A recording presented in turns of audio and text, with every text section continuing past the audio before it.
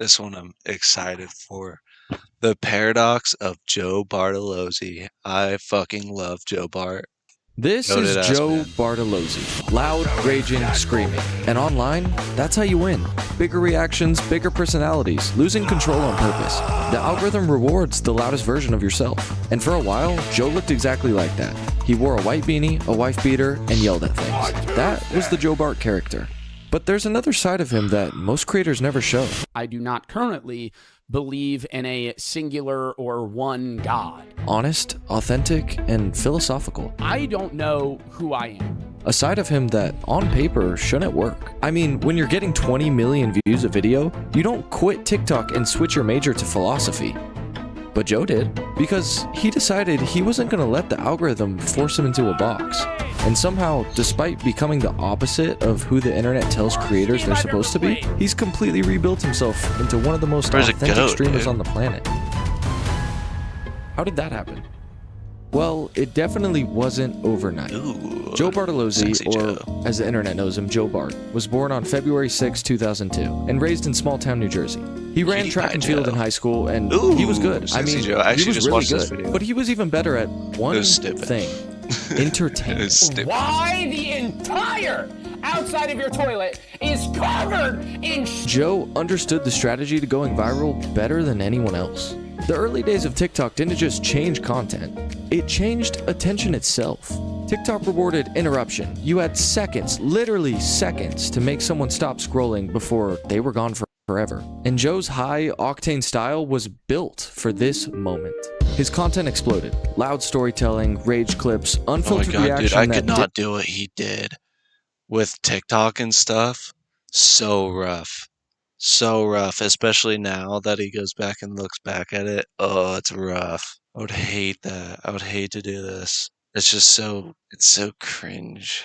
And it gave you time to think before you were already laughing. The views started climbing into the millions. And slowly, the white beanie, the white beater, and the loud crash outs, that stopped becoming just content. It became identity. Joe Bartolozzi had become a character. And after a while, a character he didn't want to be anymore. It was a character, right, that I had to put on, and I hated it. But what Joe didn't realize was that he was trapping himself in the exact place he didn't want to be. Once the internet associates you with a specific version of yourself, it rarely lets you escape it. Let me explain. Every big creator has a bit, a trait that makes them instantly recognizable in a crowded feed. Adapt never misses a trick shot. Queso is fat. Proof that I'm skinny.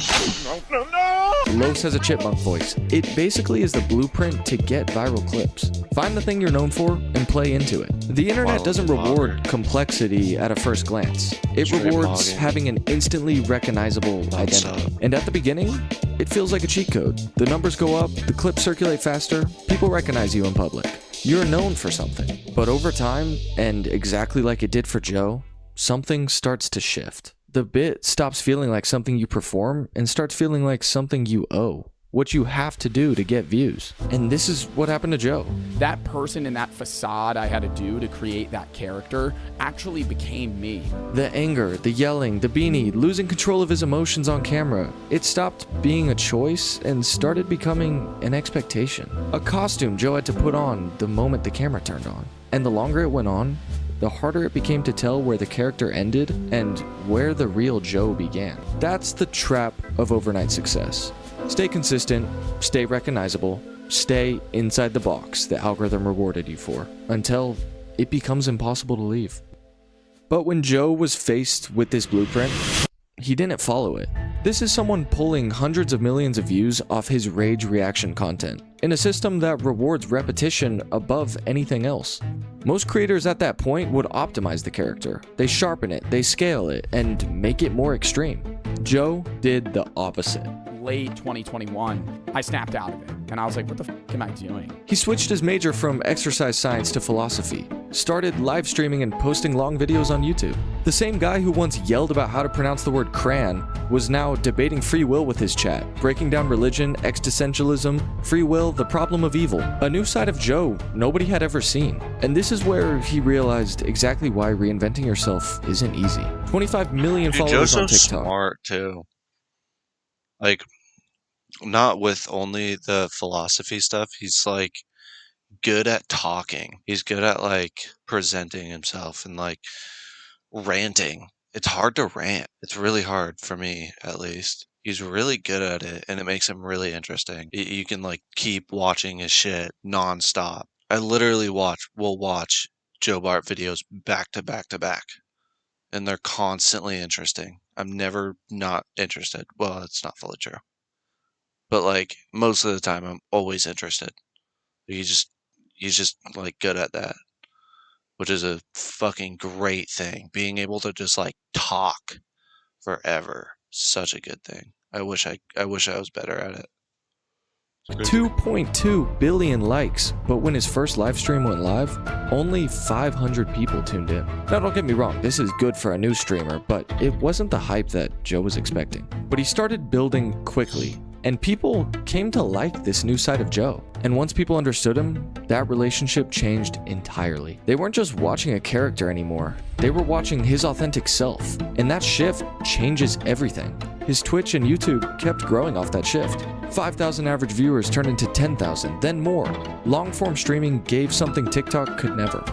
Space. Space for deep, meaningful conversation. Space for contradiction. Space for moments that don't resolve in 15 seconds. It gave Joe the space he needed to show this new side of him that the short-form algorithm never captured. But the part of Joe's story that most people connect with the most is also what cost him the most. And then this is where you kind of hit a crossroads. The internet romanticizes authenticity, but authenticity is dangerous online. The second your content stops being a character and starts becoming your actual thoughts, your actual emotions, your actual life, the line between creator and person starts disappearing. And for Joe, this meant letting everyone into the saddest parts of his life. Bro, I have chatters that deal with this. Like, I've had chatters that have, like, died of cancer. And they're, like, fucking, like, 15, man. When you play a Sad character, Joe. you can eventually turn it off. The stream ends, the costume comes off, and you go back to being yourself. But Joe stopped hiding behind a character years ago, which means the stream keeps following him, even when the cameras aren't rolling.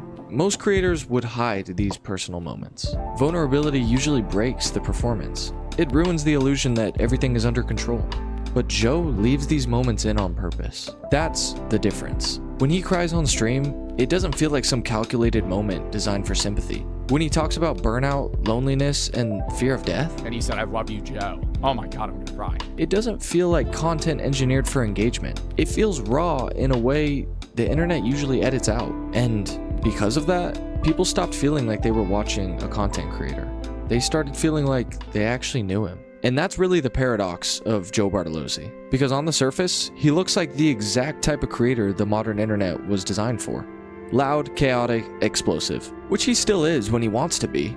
But underneath all of that is someone almost completely opposite from the dude. character he started out as. Your life Just a is still dude. worth living, man. You're in high school. You have so many years ahead of you. Emotional in a way most creators are terrified I to feel be like once Joe Bart millions of is people like Joe is the senior in freshman year. are constantly watching them. And yet, that's the exact reason we watch Joe That Bart. was a short one. Thanks That for was watching, good. guys. That was good. W video, I fucking love Joe.